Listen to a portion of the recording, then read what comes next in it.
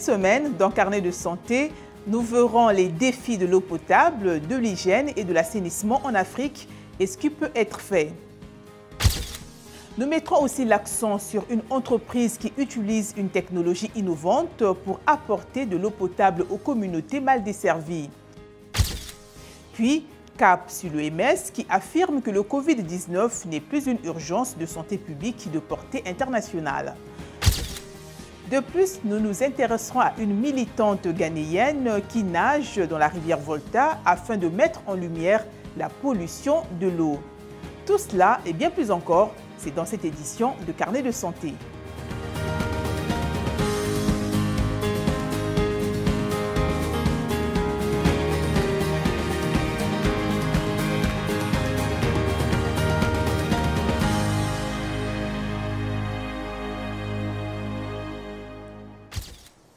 Salut à tous, ravi de vous retrouver dans Carnet de santé de ce jour. Une eau propre, un assainissement et une hygiène appropriée contribuent à la bonne santé et au bien-être. Pourtant, 2 milliards de personnes dans le monde manquent d'eau potable selon les Nations Unies. Les agences onusiennes affirment que de nombreuses personnes dans le monde utilisent des services d'assainissement inadéquats ou pratiquent la défécation à l'air libre. En outre, la moitié de tous les établissements de santé où de bonnes pratiques d'hygiène sont essentielles manquent d'eau ou de savon ou de solutions désinfectantes pour les mains à base d'alcool. Lorsque l'eau potable et ses services ne sont pas disponibles, des maladies comme le choléra ou la poliomyélite peuvent se propager et affecter les enfants et les communautés. Chaque année, les maladies évitables dues à l'eau insalubre et à un mauvais assainissement tuent au moins 1,4 million de personnes dans le monde. De nombreuses victimes sont des enfants de moins de 5 ans. L'UNICEF tire la sonnette d'alarme sur le manque d'eau potable, d'assainissement et d'hygiène de base, ainsi que les conséquences dévastatrices subies par certaines communautés en Afrique. Dini Niwa.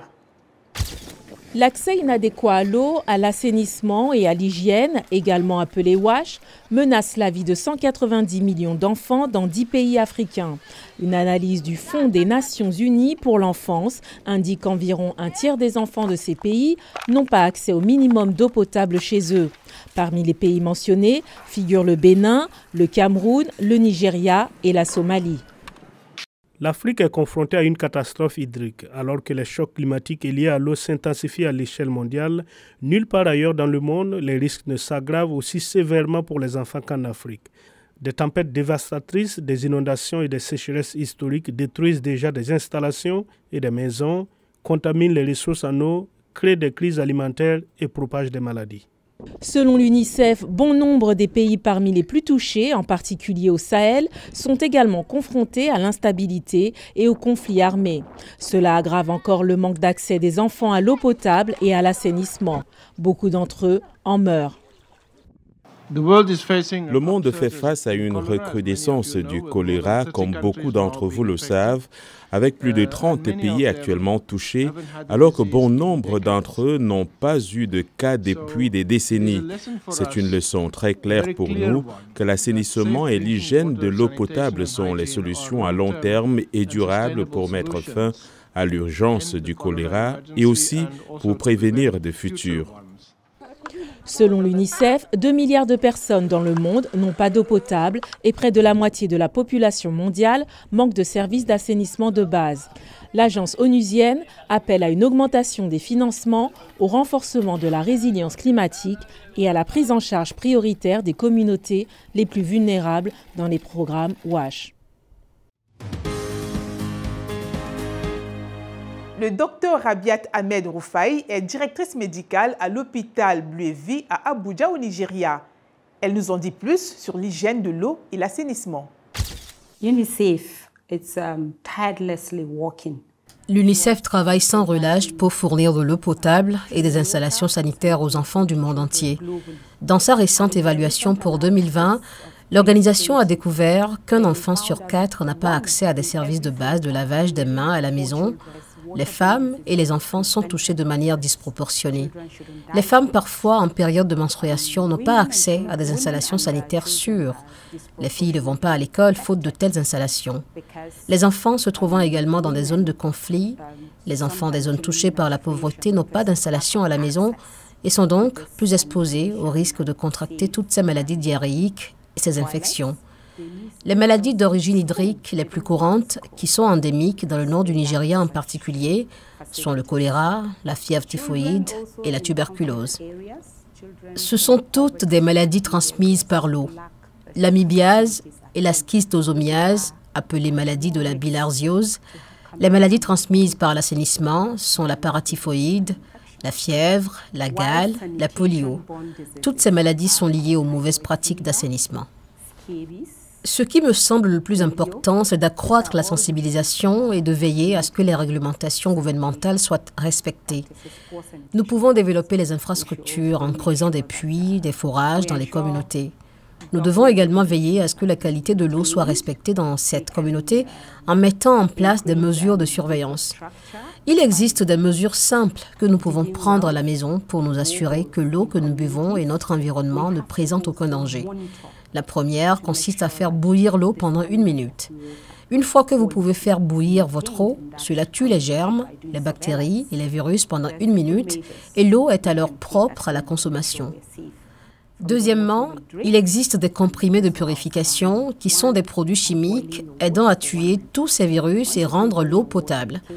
Il existe également des filtres à eau. Vous pouvez utiliser des filtres à eau qui filtrent ces organismes et l'eau peut alors être bue en toute sécurité. Il ne faut pas boire de l'eau contaminée. Essayez de boire de l'eau provenant de puits et de forages et conservez votre eau dans un récipient propre muni d'un couvercle. Il a été démontré que le fait de se laver les mains réduit considérablement les risques de maladies d'origine hydrique. Vous devez veiller à éliminer vos déchets, à garder votre environnement propre, car si vous laissez des particules de nourriture autour de vous, vous attirez les rongeurs qui viennent s'en nourrir et ils passent. Votre environnement implique également de nettoyer l'herbe. Ne gardez pas d'eau car les moustiques se développent dans les eaux stagnantes et nous savons que le paludisme est l'une des maladies les plus difficiles à combattre. Alors que l'accès à l'eau potable devient de plus en plus difficile dans de nombreuses régions du monde, une entreprise utilise une technologie innovante pour aider à résoudre ce problème dans les communautés mal desservies aux États-Unis. C'est un reportage de Julie Tabo de la VOA rendu par Dini Niwa. L'eau potable est une ressource vitale qui est inaccessible pour 1 personne sur 3 dans le monde, selon l'Organisation mondiale de la santé. Cela comprend plus de 2 millions d'Américains vivant sans eau courante, un problème que la société à but non lucratif Dig Deep s'efforce d'aider à résoudre. Les familles amérindiennes sont 19 fois plus susceptibles que les familles blanches de ne pas avoir d'eau courante. Et les ménages noirs et latinos sont 2 fois plus susceptibles. La nation Navajo est la plus grande réserve d'Amérindiens du pays, s'étendant sur les États occidentaux de l'Utah, de l'Arizona et du Nouveau-Mexique. 40% de la population ici n'a pas d'eau courante, ce qui signifie que les gens doivent parcourir jusqu'à 100 km en ville et revenir pour l'obtenir. Pour aider à remédier à ce manque d'eau, la société Source Global a installé des panneaux hydroélectriques pour collecter la vapeur de l'air et créer de l'eau potable pour 500 foyers. Quand vous voyez un panneau hydroélectrique Source, il ressemble un peu à un module solaire normal, sauf qu'il est juste un peu plus épais. Et ce qu'il fait, c'est absorber la lumière du soleil et l'air pour produire une eau potable parfaite. Si vous et moi devions en sortir un d'une boîte et le poser sur le sol dans 15 minutes, une demi-heure plus tard, ce serait un verre d'eau. Chaque panneau hydraulique est effectivement une alimentation en eau indépendante. C'est un développement qui change la vie de la nation Navajo, en particulier pour les membres plus âgés de la communauté. Certains d'entre eux ont dit, « Vous savez, je n'aurais jamais pensé de ma vie que l'eau potable sortirait de ma maison. C'est quelque chose à portée de main. Au lieu, vous savez, d'aller chez Walmart, d'avoir de l'eau potable par caisse, c'est une bénédiction pour moi de voir ça. » Julie Wechter de Dig Deep affirme que la réalisation de l'équité en matière d'eau aux États-Unis nécessite une infrastructure appropriée, adaptée aux besoins de chaque communauté. La vérité est que les pays à revenus élevés ont ces crises d'eau invisibles où les communautés à l'intérieur de leurs frontières qui n'ont pas d'eau courante sont souvent ignorées et ce n'est tout simplement pas acceptable. Avec le changement climatique et le vieillissement des infrastructures qui contribuent aux pressions démographiques sur l'approvisionnement en eau, Wechter affirme qu'il faut une sensibilisation globale et proactive à toutes les communautés sans eau potable. L'Organisation mondiale de la santé a annoncé que le Covid-19 ne constitue plus une urgence de santé publique de portée internationale. Le directeur général de l'OMS, Tedros Adhanom Ghebreyesus, soutient que la décision est basée sur la diminution du nombre d'hospitalisations, d'admissions en unité de soins intensifs et de décès dus au virus SARS-CoV-2. Cependant, il ajoute que la pandémie n'est pas terminée et que de milliers de personnes meurent encore du virus chaque semaine. D'autre part, les experts ont identifié une nouvelle souche de coronavirus qui, selon eux, a tendance à donner aux gens un œil rose. XBB1.1.16 ou Arcturus est une souche de la variante Omicron de Covid-19. Signalée pour la première fois en janvier, la souche s'est propagée dans des pays comme l'Inde et l'Indonésie. Arcturus a tendance à produire une conjonctivite, communément appelée œil rose, en particulier lorsque le virus infecte les enfants. Il peut provoquer une irritation oculaire légère ou sévère, une vision trouble et même un écoulement oculaire. Une militante ghanéenne traverse à la nage la rivière Volta, longue de près de 500 km, y compris le lac Volta, pour attirer l'attention sur l'aggravation de la pollution de l'eau. Yvette Tété, qui nagera plusieurs heures par jour pendant plus d'un mois, prélève également des échantillons d'eau en cours de route pour tester la pollution. C'est un reportage de Sena Moutor depuis le lac Volta au Ghana et le récit est de Thierry Kaoré. Le lac Volta au Ghana est le plus grand lac artificiel du monde en termes de superficie et l'activiste Yvette Tété le parcourt sur toute sa longueur dans le cadre de sa traversée à la nage du fleuve Volta qui s'étend sur près de 500 km. En moins d'un mois, Yvette a parcouru 300 km, soit jusqu'à 14 km par jour. Les gens n'entreprennent pas d'action tant qu'ils ne se sentent pas concernés.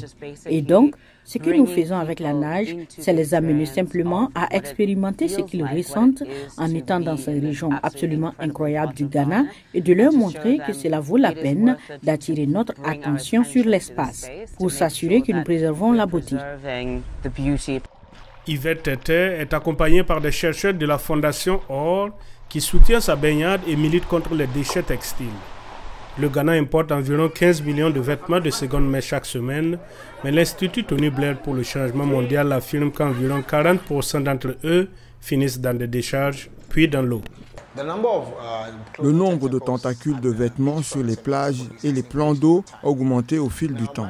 Maintenant, les microfibres et les produits chimiques de ces vêtements, ces articles de vêtements qui envahissent les plages, s'infiltrent dans l'eau et finissent par polluer l'eau pour les communautés qui vivent à l'intérieur et autour des plans d'eau.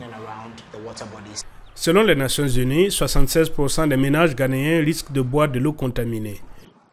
Joseph Siao Ayezu, chercheur en écologie, dirige l'équipe de la Fondation OR.